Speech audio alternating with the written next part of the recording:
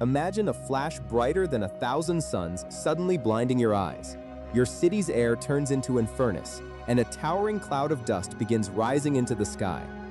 None of us living in peace ever expect to face a nightmare like this. But in a volatile world, knowing what to do isn't paranoia, it's the line between life and death. Right now, every biological instinct in your brain is screaming at you to do one specific thing. It feels like simple self-preservation, but supercomputer simulations from Lawrence Livermore National Laboratory reveal a terrifying reality: that exact human instinct is the single mistake that guarantees you won't survive the afternoon. Most people think surviving a nuclear explosion is either pure luck or reserved for billionaire bunker dwellers. But science tells a completely different story. There is an invisible 15-minute clock that starts ticking the second the flash hits. If you know how to read it, your odds of survival don't just go up, they skyrocket by over 800%. Let's rewind to the exact millisecond of detonation. When a nuclear device strikes at ground level, the initial flash of light and raw gamma radiation reach you almost instantly, traveling at the speed of light. Seconds later, a supersonic shockwave tears through city streets, shattering glass and pulverizing concrete. If you survive those first 30 seconds, you might think the worst has already passed. But high above the ruined ground zero, a far more sinister threat is currently taking shape. The fireball, touching the Earth, acts like a gargantuan thermal vacuum. It vaporizes hundreds of thousands of tons of dirt, rock, and steel, drawing them high up into the rising atmospheric plume we all recognize as the mushroom cloud. Inside that towering column of superheated air, those vaporized materials mix with lethal radioactive fission fragments. Here is where atmospheric physics grants us a bizarre, life-saving window. Those heavy particles of dirt and debris don't just float in the air like smoke.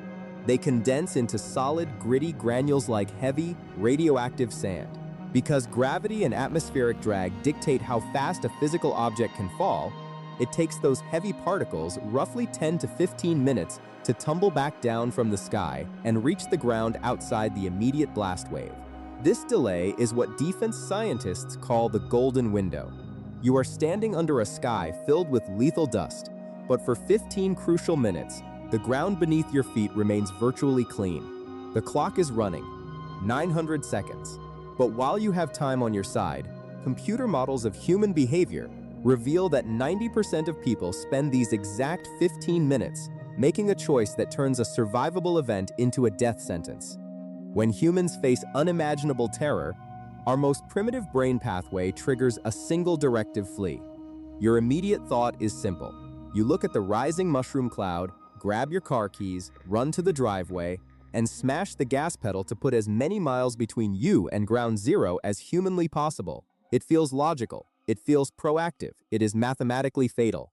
Researchers using high-performance supercomputers mapped what happens when an entire metropolis panics at once.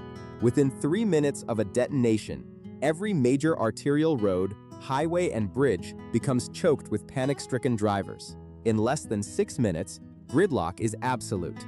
Traffic grinds to a complete halt, turning miles of highway into a massive parking lot of trapped families.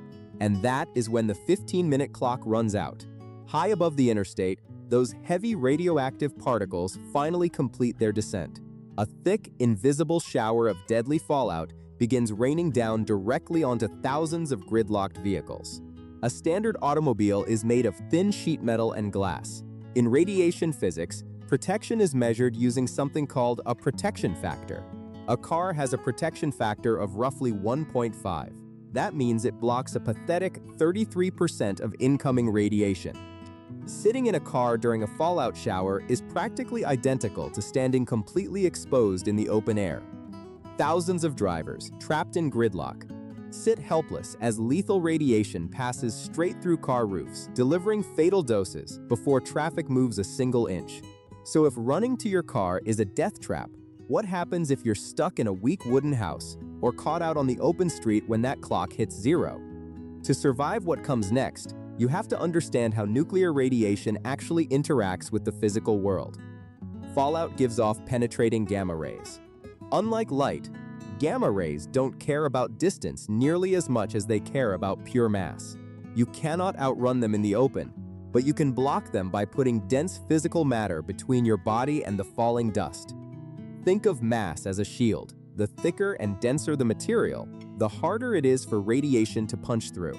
A standard wooden frame house-heath kind millions of suburban families live in has a protection factor between 2 and 3. It blocks maybe half of the radiation. That is simply not enough to save your life if you are downwind of the blast.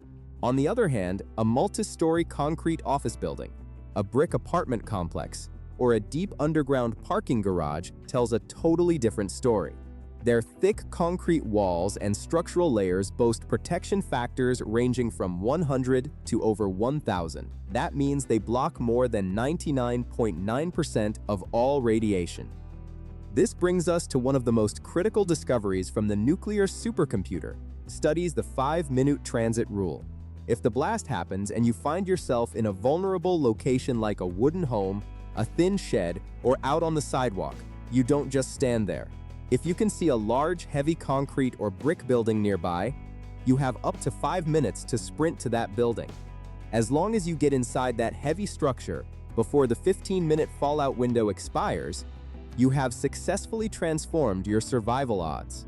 You sprint through the doors, breathless, as the first radioactive particles begin clinging to the windows outside. You made it indoors. You are surrounded by solid concrete. You feel safe. Until you walk into the restroom to clean off, make one tiny, everyday hygiene choice, and accidentally lock radioactive poison against your body forever. When you rush inside after being outdoors during a nuclear blast, your outer clothes will be covered in radioactive dust. The first thing you want to do is strip off your jacket and shirt. Doing that single act actually removes up to 90% of the radioactive material from your presence. Naturally, your next thought is to take a shower and wash your hair. That is exactly what you should, dousing warm water and basic soap. But here is the trap hiding in your bathroom cabinet: never, under any circumstances, use hair conditioner. It sounds like an odd detail, but the chemistry behind it is brutal. Hair conditioners are formulated with cationic surfactants and special polymers designed to smooth down your hair shafts and stick to them. If you apply conditioner while washing off fallout, those chemical compounds will chemically bond the microscopic radioactive dust particles directly to the keratin structure of your hair, gluing deadly radiation against your scalp, where it cannot be washed away. While that chemical trap sounds terrifying, the universe gives us an equally powerful miracle on the opposite side of the scale: the law of exponential decay. Many people grow up believing that nuclear radiation lasts for centuries, forcing survivors to live underground for decades like sci-fi movie characters. But weapons-grade fallout doesn't work like spent nuclear fuel. It decays at a mind-boggling speed, following what physicists call the rule of sevens. For every 7-fold increase in time after the explosion, the radiation intensity drops by a factor of 10.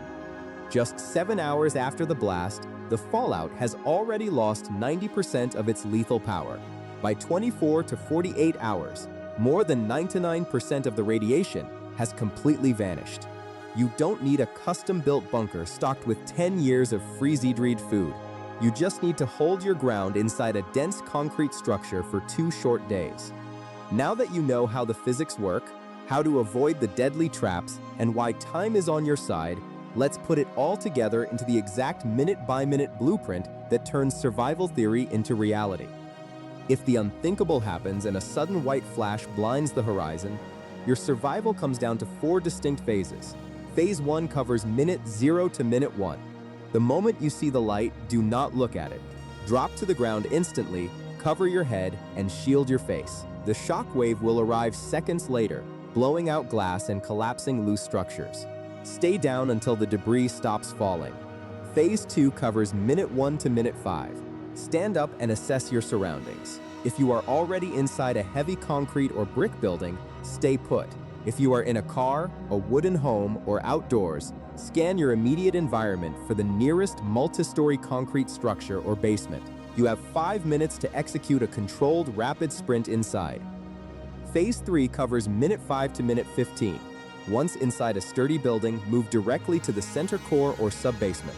Put as many walls and ceilings between yourself and the outside sky as possible. Strip off your outer layer of clothing, seal it in a plastic bag if you can, and place it far away from you. Wash your skin with water and basic soap, remembering to skip the conditioner. Phase 4 covers the next 24 to 48 hours. Lock down. Turn off air handling units that pull in outside air. Do not look out the windows, and under no circumstances step outside to check on things. Let the law of sevens do its heavy lifting while you monitor emergency broadcasts on your phone or radio. Surviving a nuclear explosion feels like an impossible nightmare reserved for action movies. But the science shows us a completely different truth. It isn't about having millions of dollars or building an underground fortress. It comes down to understanding physics, overriding our basic human panic, and respecting the 15-minute clock. When seconds count, the single most powerful tool you possess isn't a bunker or a gas mask. It is knowledge, knowing that a car is a trap, that concrete is a shield, and that time is on your side can mean the difference between life and death. Share this breakdown with the people you care about, because if the day ever comes when the sky lights up, knowing what to do in those first 15 minutes is the one thing that guarantees you'll see minute 16.